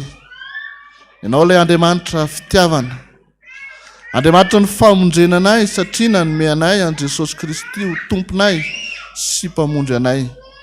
Deranao zay Jesosy mankalaza anao ary misaotra anao fa teo mandrakariva anao tamin'ny fiainanay, tsy nahafoina nahasaraka anay. Saotranao zay Jesosy noho ny amreto mpanomponao reto nahatsiaro zany fitahinao zany ka nomenao ny tombonandrom-pahavelomana nahazo zany anniversaire fitsengerenan'ny taona zany. Tongeto izy ireo manome voninahitra ny anaranao ary manamasina nanaingo izao altaranao masina zao. Saotranao Jesosy. Eto zay Jesosy dia mangataka aminao miteny fikasanao tsara indrindra nomenao teo ny hoe anome hery ary anome fiadanana ho tanteraka aminazy ireo ania zany teny fikasanao zany. Jesosy misy ny mpanomponao zay mangataka fahasalamana. Andriamanitra fanasitranana ny aretina rehetra ianao Jesosy ka nome anazy tanteraka zany fahasalamana zany. Ny tsirairay avy Jesosy ampanjaka any ampony izy ireo tokoa ane ianao an'izany fiadananao zany. Ka na inona atrehan'izy ireo dia atsiaro fa manana anao izy, lay manana ny zavatra rehetra, lay mahefa ny zavatra rehetra. Misaotra Jesosy zany vavaka sandratra izany ataony amin'ny anaranao, le anarana ambony anarana rehetra, maka sitraka tompomasino. Amen. Dia mipetraka ny fiangonana.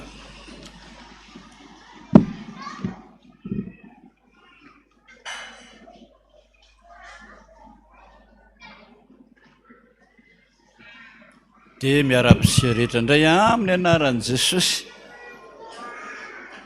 Miona amin'ny Jesosy ianao ary Jesosy miona aminao. Asa dino fa tena fifaliana lehibe ho azy ny mahita anao ato am-piangonana. Asa dino zany, asa dino. Ento tonga ny fotoana izay anaovana fanatitra nirakitra voalohany sy ny faharoa ny fiangonana dia procession rehefa avy eo momba ny sary sy ny feo. Hoy ianareo hoe momba ny sary sy ny feo angamba tsy efa vita dodolo efa be dehibe tsika zao fa misy haut-parleur be dehibe any hatrany any faratampony ambony any, fa mbola be dehibe ny atao. Ino efa nyteneniko ny anke hoe raha eto ianareo technicien ny any amin'ny 4e étage, raha any amin'ny estrade anao zao mijory ilany akaviako iny misy haut-parleur mandeha mafy mihitsiny, misy W10 mihitsy eo tsy misy olona fa mafy loatra. Dia mba jereo kely izany. Saotra to mbola betsaka ny zavatra ho atao, tsy ny haut-parleur ihany. Jereo tsara fa raha misy télévision eto dia izay manatrika ihany no mahita, fa ny makavisakavanana tsy mahita. Dia mbola mezaka tsika zany ao anatin'izany anisy télévision anankiray ho an'ireto olona akavanana dia misy koa ho amin'ny atakavia. Tahaka izany teo amin'ny rina faharoa mbola mila télévision ohatran'izay koa amin'ny ilany akavia sy ny amin'ny ilany akavanana. Tahaka izany any amin'ny rihana fahaefatra indrindra mbola tsy mahita tsara ny avy aty arina. Faharoa, miezaka tsika ao anatin'izany sary sy feo zany mba tsy ho tapaka ny jiro, dia hividy panneau solaire tsika, satria ny radio tsika mihitsy ny raha vao tapaka iny dia tapaka daholo. Dia reny panneau solaire reny no hitondra ny jiro, tsy hatapaka ny jiro any amin'ny radio. Sy ny sisa fa mbola misy koa ny hafa zay tsy maintsy asiana panneau solaire. Zany tompoko mbola asa be dehibe ataontsika ka dia aza kivontsika fa zay mandeha amin'ny mpifaliana no ankasitrahana indrindra. Fanatitra voalohany sy ny faharoa amin'ny kitapo ho an'ny fiangonana. Aorianan'izay procession. Sotra tompoko, mahereza ary mifalia raha mbola ilain'ny tompo ianao. Sotra.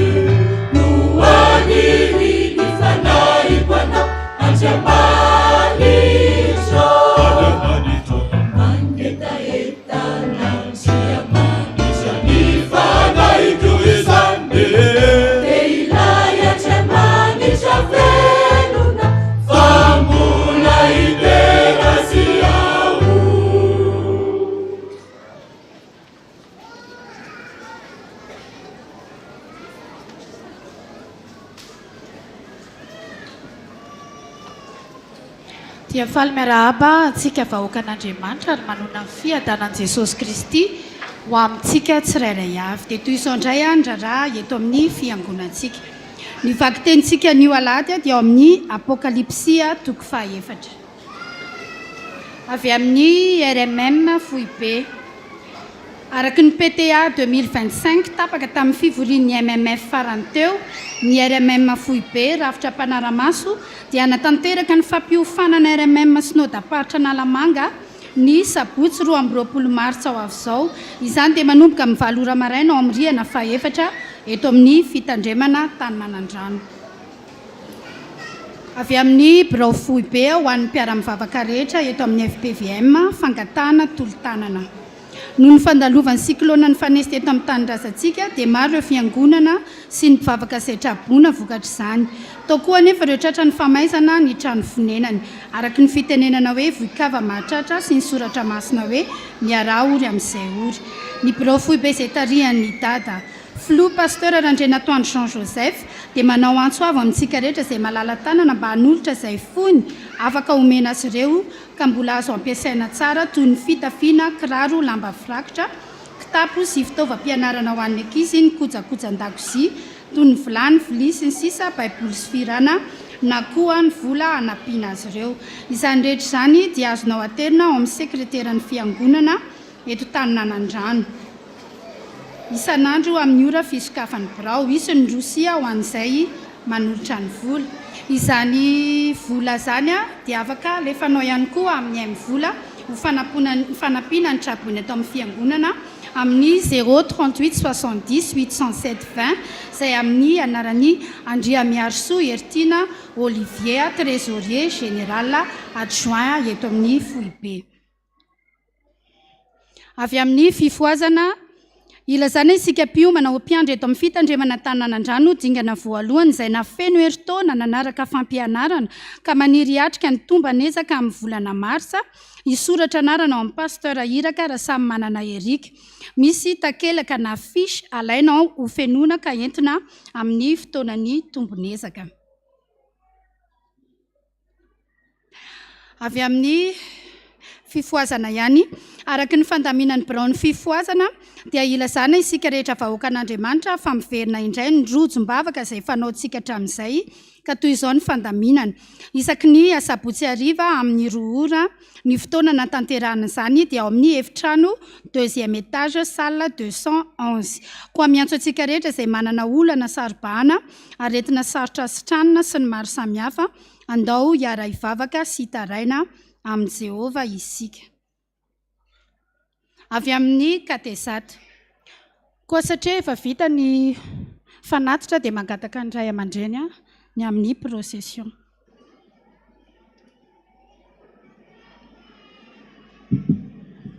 Dia no ny hira isika 7 anatin'ny boky tsy misy soa hiafa-tsy anao Jesosy. Marina zany na foky daren'ny tany iomentsika ny Jesosy io manakarena na dia nafoy zavatra rehetra raha manana azy. Faly tena faly Jesosy tokana ihany na dia mantra azy etya mbola faly eo amin'ny tsangantsika rehetra.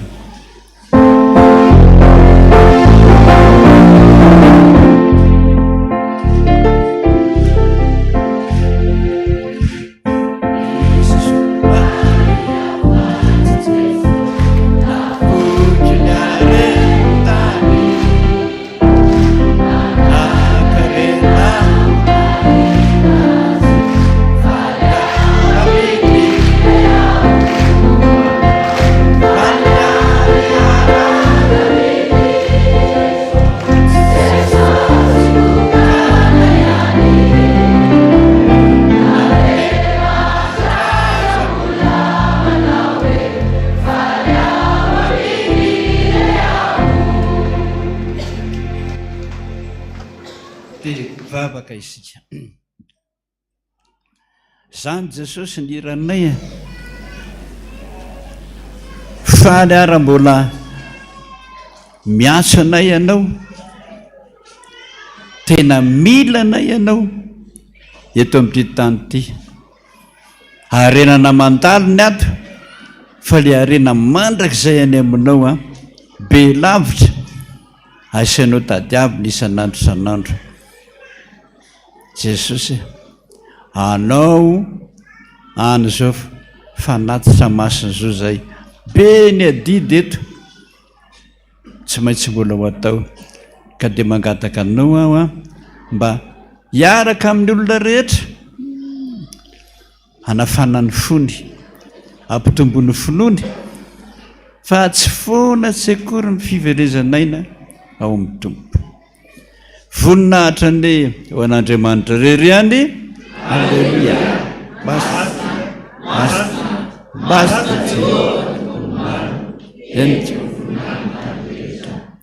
tanteraka tokony izany narana raisiny zanaka ary ampetraka izy.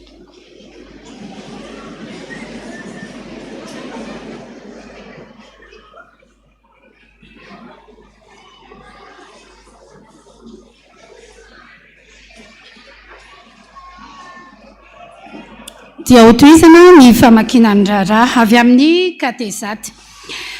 Ila zany isika mpikambana katezaty fa misy fianarakira ao arinany. Efa tamin'ny maraina ty azafady dia ampahafantarina ihany koa isika mpikambana fa ny sabotsy 2 martsa amin'ny 2 sasany sy ny alahady 3 martsa tontolo andro avy zao no anatanterana ny répétition générale ho fanomanana ny vokatra. Koa mariana fa présence obligatoire ny amin'ireo fotoana ireo. Koa raha misy ny tsy fahafahana dia tsy maintsy mampandre mialoha ny birao ny mpikambana na ny ray aman-dreny. Avy amin'ny vondron'ny mpampianatra fandraisana mpikambana vaovao. Ny sambana vondron'ny mpampianatra dia faly mampandre antsika mpiara-mivavaka feno 5 taona no miakatra fa ny fandraisana mpikambana vaovao dia mbola mitohy hatramin'ny 30 martsa. Entana manokana koa isika katekomena sy mpandray fanasan'ny tompo mbola tsy any anatin'ny sampana hiditra ho vondron'ny mpampianatra. Ny fotoam-pivoriana izy ireo dia isaky ny alahady maraina aoriany fotoam-pivavahana voalohany ao amin'ny efitra 314. Avy amin'ny katezo antsoina dekona voamieram-piany birao sy komity mpikambana rehetra ao amin'ny sampana katezo ho tonga anatrika ny fivoriam-be tsy ara-potoana ny sabotsy 2 martsa ho avy zao ao amin'ny salle 316 3e étage amin'ny 2 ora ariva. Antsoina ihany koa zanaky ny fiangonana feno 13 taona no miakatra vonina hitory filazany tsara amin'ny talenta nomeny tompo azy toy ny milalao tantara mihira mitendry zava-maneno mbola tsy any anatin'ny sampana ho tonga ao amin'ny sampana katezo ao amin'ny efitrano 9 sy 300. Dia misokatra ny fampidirana mpikambana vaovao ary mifarana ny sabotsy 10 aprily. Avy amin'ny vondrona zazavavy.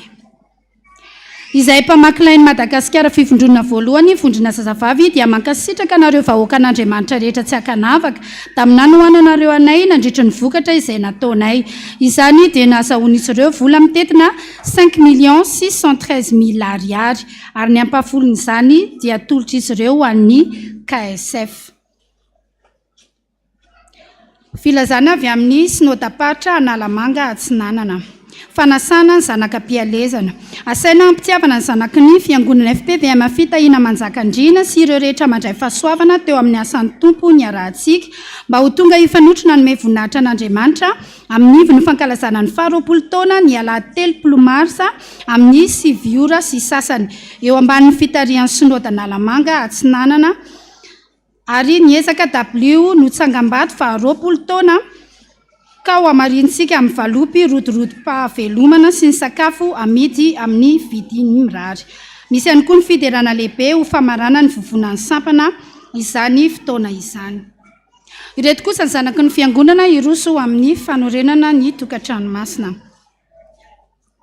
Andriamatoa sy Ramatoa isany Rarija Arsan Olivieron, Rasoaseny Zanamalala Lovasoa, Rantoanina Jean-Claude, raha tompo ary manana analsoa dia faly manasanareo anotrina fanamasinana ny fanambadiany zanany, Rarija Sonomenjanahary, Rato Andrianina sy Rantoanina Tsanta fanomezana Jessica izay ho tanterana eto amin'ny fiangonantsika ny asabotsy 2 marsa amin'ny 7 ora maraina.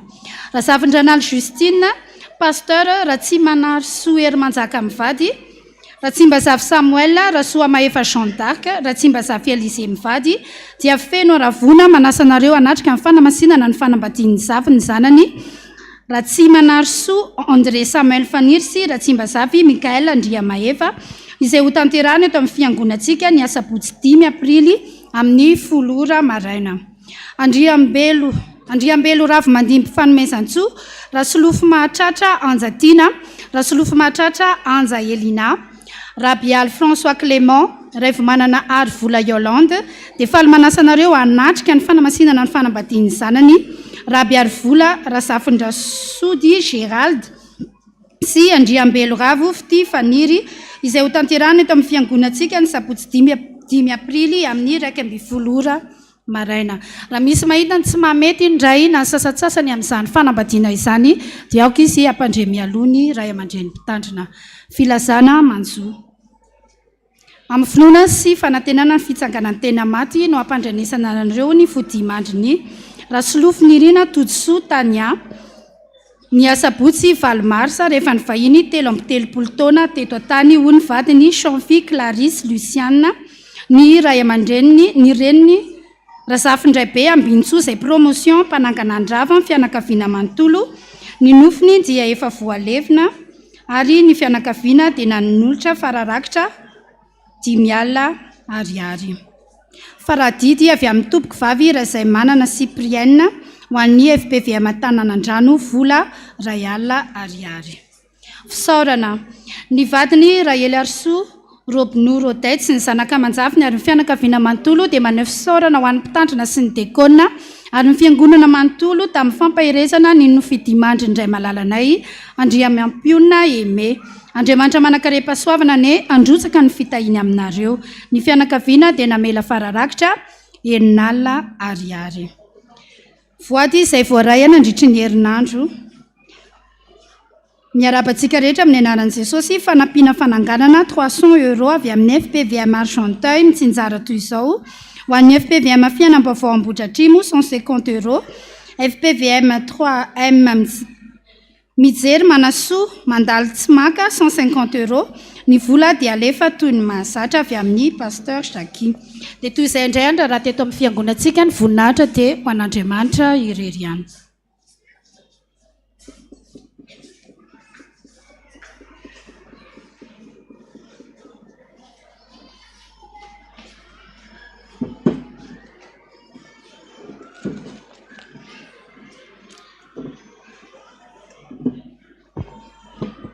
Ny famindrampon'i Jesosy ane ho amintsika tsirairay avy ary ny fiadanany kosa anenika antsika tsirairay avy ihany koa dia miarahaba antsika rehetrarehetra amin'ny anaran'i Jesosy. Dia tonga eo amin'ny famakiana ny vady masina indray isika tompoko. Tsy misy soratra 1,000 ariary, tsy misy soratra 1,000 ariary, tsy misy soratra 10,000 ariary, tsy misy soratra 2,000 ariary. Nofy efa lasany amin'ny dada 20,000 ariary. Atolotra ianao Jesosy zao famantara ny hita maso zao, fisaorana sy fankasitrahananao noho ny namonjenao ny zanakay, raha tao anatin'ny aretina mafy dia mafy izy tamin'ny alakamisy teo. Sitran'izy Jesosy raisy tompo fa vokatry ny fonay vola 5,000 ariary ho an'ny sary sy feo. Misaotra Jesosy fa ny fahasoavanao no natoy izao anay, tanterahanao mandrakariva ny teninao hoe ataoko samihafa ny manompo ahy, tahinao ny asanay. Mahatoky ianao foana izay Jesosy fa hivoaka mpandresy foana izay amin'ny ady atrehanay. Vola 100,000 ariary ka ny 50,000 ariary ho an'ny sary sy feo, 50,000 ariary ho an'ny mahantra. Voalombokatra amin'ny asa taonay, misaotra Jesosy eo vola 35,000 ariary. Misaotra Jesosy tamin'ny namerenanao indray ny tsenanay, indro manolotra ny fanatim-pisaorana ho anao Jesosy vola 30,000 ariary. Misaotra Jesosy, misaotra Jesosy, misaotra Jesosy. Amen. Jesosy eo misaotra raha mbola afaka manome ho anao indray amin'ity anio ity mamindrafo Jesosy. Misaotra raha mbola nomenao tompon'andro iray indray ny taonako Jesosy, mangataka asa aminao aho mba hahafahako manampy ny ankonako mangataka ny hira miankina aminao an'ny fefy merci Jésus vola 5000 ariary atolotra ho an'ny sary sy feo raky mpisaorana 10,000 ariary noho ny natratrarako ny fahina amby 70 taonako noho ny famindrapon'Andriamanitra salamo 103:1 misaorana Jehovah ary fanahiko ary izay rehetra eto anatiko misaorana ny anarany masina amen. Nitaraina taminao zay dia nanasitrana ianao misaotra fa vita ny batisa ny haiko mbola hanome fahasalamana ary an'ny zaza izay natolotra atao batisa vola 40,000 ariary ho an'ny sary sy feo. Misaotra anao aho noho ny fitiavanao sy ny fitahianao ny fiainanay. Misaotra anao ihany koa aho noho ny fitantananao ny fiainanay na dia mpanota tsy mendrika anao azy izahay dia mijery mandrakarivanay ianao ka atolotray ity fahafolo-karena ity ho marika fisaorana anao ary ho fanomezam-boninahitra ny anaranao masina. Misaotra Jesosy vola 23,000 ariary ho an'ny sary sy feo. Malakia 3:10 vola 24,700 ariary ho an'ny toby ambohidanerana. Nofy 40,000 ariary ka ny 20,000 ariary ho an'ny dada ny 20,000 ariary ho an'ny radio fiotazan-tsoa. Ity indray Jesosy ny ampafolony tamin'izay nomenao anay mangataka vavaka mba hody amin'izay ny vadiko fa nanaraka vehivavy izy dia tsy nody intsony nefa lazainy fa hoe mipetraka irerony izy. Ny toerana misy anay nefa tsy mifanalavitra misento be za sy ny zanako mangataka vavaka momba ny asa ihany koa mba hiroborobo ny asako. Misaotra Jesosy vola 2,000 ariary. Misaotra anao Jesosy sitrana ny tongotry ny zanako ary mbola narotsakao amin'ny tokantranoko ny fahasoavana sy ny fitahiana. Koa indro manolotra ny fanadim-pisaorana nanaovana ny fanatsarana ny sary sy feo hitoriana ny asanao vola 10,000 ariary. Misaotra Jesosy mba amarino aminay Jesosy ilay teninao hoe ho tahina ny biby fiompinao. Misaotra Jesosy vola 20,000 ariary ho an'ny traboina. Misaorana Jehovah ary fanahiko ary izay rehetra eto anatiko misaorana ny anarany masina dia mangataka ny fitahianao mangataka ny tahianao ny tokantranonay ny fahasalamana ary ny fikasana sy ny asa mandrara. Misaotra Tompo amen vola 50,000 ariary ho an'ny toby Tsinjoarivo. Misaotra ray malalo ity indray ny ampafolony menao mangataka vavaka mba tahihoatrany ny asa vola 33,500 ariary. Voninahitra ho an'Andriamanitra reriany ity indray ny ampafolony vola noraisiko mangataka Jesosy mba homen'ilay lehibenay ao amin'ny société esako ny attestation d'emploiko fa ilaina vola 21,300 ariary. Voninahitra ho anao Jesosy misaotra ny amin'ny zavatra rehetra ataonao ny amin'ny fiainako Jesosy apetrako aminao ny momba rehetra fa eo aminao irery ihany ny mahasambatra ny tsena mba handeha foana ary ataovy miavaka amin'ny rehetra Jesosy. Ome fahendrena foana Jesosy izahay amin'izay ataonay rehetra. Tiako ianao Jesosy anohanana ny asanao vola 40,000 ariary ka ny 20,000 ariary sary sy feo 20,000 ariary radio fiotazan-tsoa. Misaotra Jesosy tamin'ny fitahiana rehetra mangataka vavaka fa marary rein vola 40,000 ariary ka ny 10,000 ariary ao an'ny dada ny 30,000 ariary sary sy feo. Misaotra Jesosy fa notahianao notahianao ampahany kely vokatry ny fo 5,000 ariary ho an'ny sary sy feo mba jereo ny tranonay mba tsy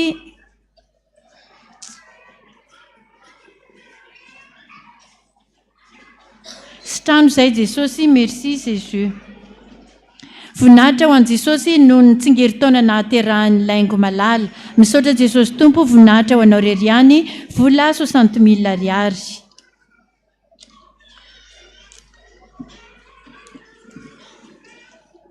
Ny totalin'ny voady tamin'izao amin'ny foloro izao dia miisa 520 voninahitra amin'izany dia ho an'Andriamanitra reriany. Amen.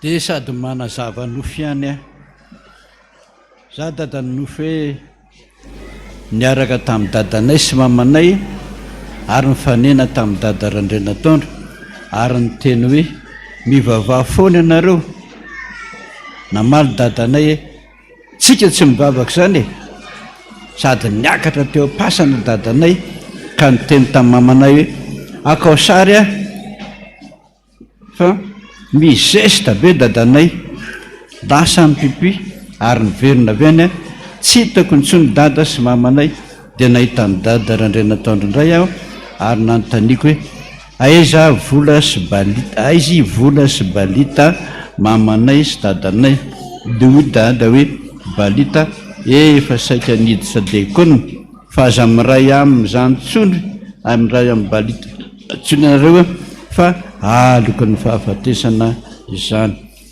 dia tio ny mba sekoly Alahady kely 12 taona hony a no naminofy an'izany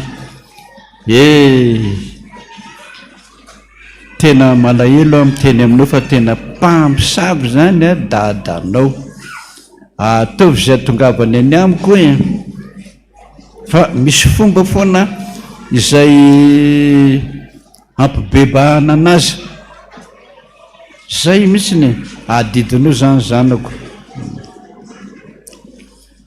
za dada nonofy hoe ino nataoko fa marary any anatin'ny tranonjazako sady misy fery koa niakasarotana nanofy any alina hoe matory eo amin'ny fandrinandrafosaka vavy iny za sy ny vadiko dia olona iray koa aroya hoe maimbo be sy maloto be ity ve no mba atoriana sady tsy mahazo aina mihitsy hony a ary ilay raha fosako no natory tamin'ny fandrinanay sy vehivavy fantatro anankiray ny foa ny alina be dia ny voa ilay varavarana nisy azy ka hoy hoe o lasa ny mpangalatra ny entanay fa alina be zao dia nivoaka ny trano tabataba amin'izay ilay vehivavy miaraka tamin'ny raha fosaka nanao hoe tsy misy atoriana mihitsy ity raha matoty fa mikorofoka foana mitady an'io faty ao anaty sase io izy io ny laloviny faty efa simba sady ankizy kely amin'ny 12 taona eo sady hitako tamin'ny arabe amin'ny alina no dia navandravandra be sady tsy niteny mihitsy le vadiko da zany olona mariko fa sady maimbo be io raha fosaka io a no tsy mifoa eo ambony fandrina mihitsy so a zaratsika raha misy Andriamanitra mampitandrina fa io raha fozan'io a zay maimbo be io a tsy misasa io a dia misy devoly-kalan'oro mpamosavy milalo faty maka-piandry ianao a dia mitady an'io sase io a izay misy an'izany sase misy faty zany tata marary ny kovia izao le marary foana izay eny e dia tsara ihany miona amin'ny dada aloha fa rehefa voan'ny cancer azadiny fa Jesosy irery ihany sy ny finoanao Jesosy sy ny finoanao a zay sisany mahasitrana aza mana tena mpiandry mihitsiny fa ny finoanao mavonjy miona amin'ny data amin'ny talata heriny indray a mbo mandray olona za data nonofy niaraka dia tamin'ny lalana irasiny ka aloha no anao procession kely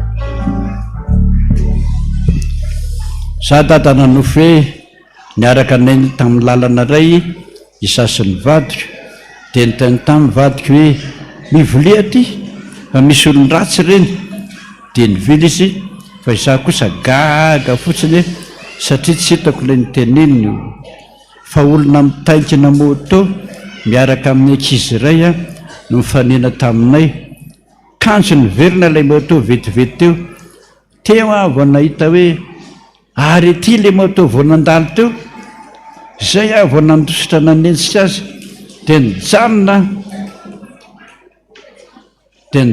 ry zareo dia nisirika tao anaty bozaka ilay zaza ka nitifitra vararaka taminay sy tamin'ny basy ary efa lany daholo ny bala dia nihevitra hoe voy izahay kantsy voakory dia nitangorona ry zareo amin'ny zaravola dia nanatonako dia nanatonako ary natsoky ilay vadiko tamin'ny femahery hoe avy papa fa tratrako ireto taitra be aho ary dia noteneniko mafy ry zareo zao lazaiko anao tandrema jesosy ane mampitandrina misy olona mpandeha moto zany mitsikilo anareo dia ny amono anareo io le tifitra variraraka le tifitra variraraka ny hoe tsy ny hoe amono anareo amin'ny basy fa ody zany ody manatina mpiandrekana anareo mivady isana dia isaka izay mivoaka ny trano anareo a dia mivavaka hoe jesosy raha akofiny rahanao zahay mba tsy hitany devoly zay a mivavaka ho a isana ho a mba tsy hitany devoly a izay misy anareo zay ny sisa farany sa mbola nisy za dada piomana ay piomana nala mahitsy izy nanonofy hoe allo pastera mbola piomany ataovy tsara no fianarana mpiandry dia eo miandry kelikely io tsika hatramin'ny 5 taona zay vao hitandray zay lazain'i jesosy zay vita tsangana amin'izay tsika rehetra ary anolotra ny rakitra tady foana ny hira zay jesosy mihitsy a no nyteny azy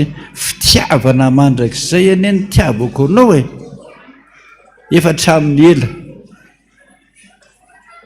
zany nitahiny anao zany nindrenisany vavakao tady io zay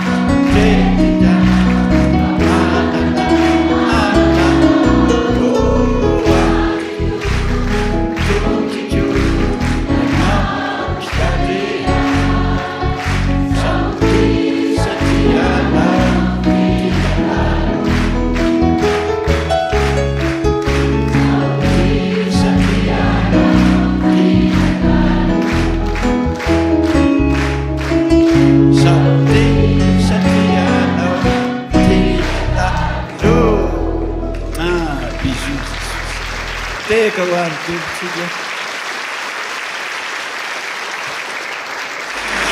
vavaka sika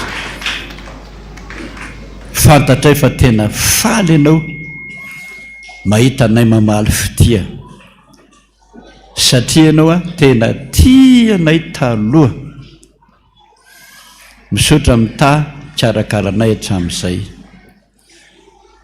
nanao fanatitra ho anao zay Jesosy androany foinay ho anao na be iny na kely iny ankasitrao Jesosy faly zay ray mbola mahita fa tena mbola ilainao zahay sy ny fanananay a ho rakitra any an-danitra hovatanina mandrakizay misaotra Jesosy ny angatahako aminao a dia tsotra ihany mpanota izay a manota foana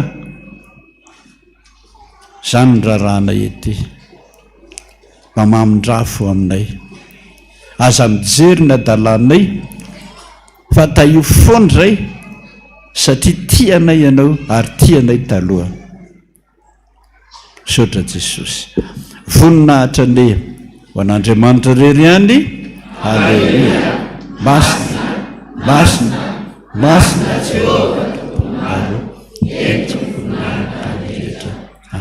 vabaka indray sika Jesosy tonga le fotoana tena tianao indrindra tianao ianao ne Jesosy nanafatrafatra mihitsy hoe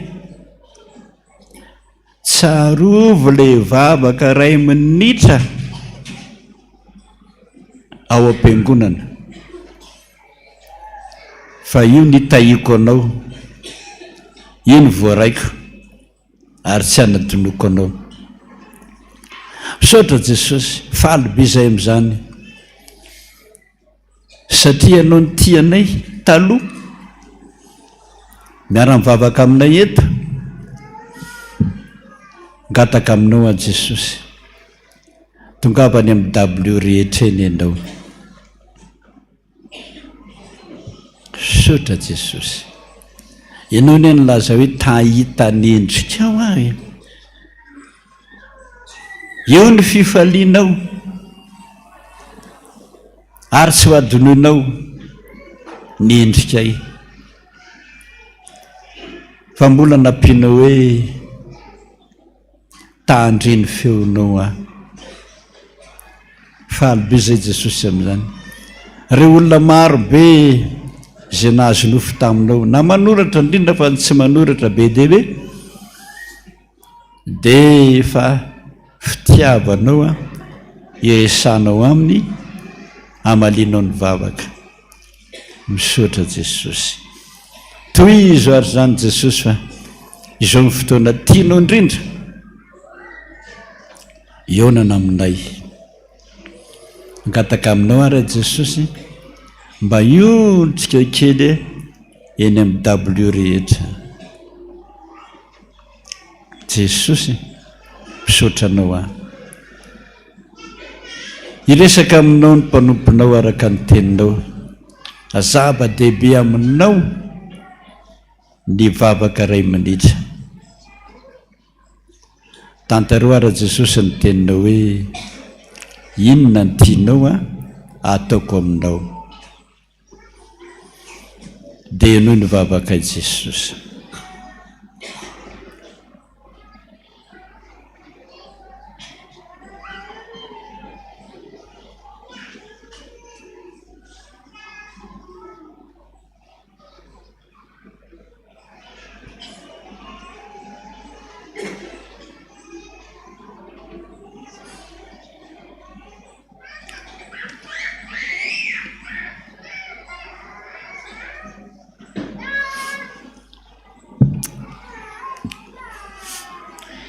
misaotra Jesosy voarainao tsy ho adonoinao tsy misy devoly mpangalabavaka afaka manentsika anao sarona ny fahasoavanao iny vavaka iny ho tonga any an-danitra an'Andriamanitra rainay. Tsy izay tsonony eny mivavaka araka ny teninao fa ianao. Tsy izay tsonony mitaraina fa ianao. Tsarovy ary izay Jesosy. Fantatrao ny tokantrano misy anay tsirairay avy. Lalana andehananay indray rahampitso sy ny asa mandrarahanay. Atero any izany vavaka izany Jesosy, mba ho hitanay fa sambatra izay manana anao. Ny anaranao Jesosy angatana izany. Rainay izay ny an-danitra. Ao masinany ngameny fanjakana ataonay sitrapona etretaminy an-danitra. Eo anay miny ana sary ary mamelany elokay tiasa tondrana mivakapana manafana malaja anao mifanjakana sy mihery voninahitra mandrakizay aminy. Raisontsodranno. O Jehova tompony maro aminao, zano Andriamanitra ao. Manana ny hery sy ny fahefana rehetra any an-danitra sy ety an-tany. Manana fahefana amelona anao ary manana fahefana amono anao. Dia aza mieritreritra ntsony ary aza matahotra ntsony fa za Jehova Andriamanitra ny momba anao tsy mandao anao mihitsy fa raha misento fotsiny anao efa tonga mamaly vavaka. Sotra tompo anao ny dera, anao ny aza, anao ny voninahitra mandrakizay. Amen. Voninahitra ne ho an'Andriamanitra rery any. Alleluia. Masina, masina, masina Jehova tompony maro etra voninahitra. Tanteraka tokony izany amin'ny anaran'ny Jesy ny zanaka ary fanahy masina. Amen. Dia samy maherizan-dolo.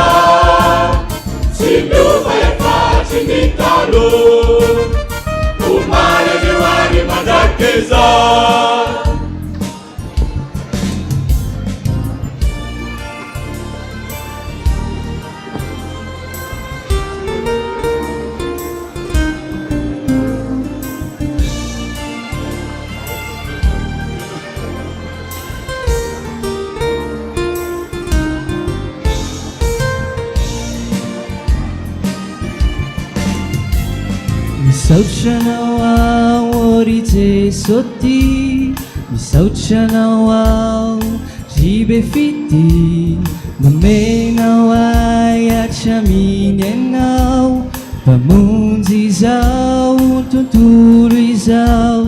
Misaotranao ao ry Jesosy, misaotranao ao ry be fity, nomenao ay atraminy ianao, mpamonjy izao tontolo izao. Mamirapiratra ery ny agnaranao ry Tompo, ianao mpanjaka lehibe, asangatro eo amin'ny fiainako. Jesosy no tompony tompo, mpanjakany mpanjaka, tsy miova efa tsy ny taloha, omalany ho ary mandrakeza. Jesosy no tompam-pahery, mpanjakany mpanjaka, tsy miova efa tsy ny taloha, omalany ho ary mandrakeza, omalany ho ary mandrakeza, omalany ho ary mandrakeza.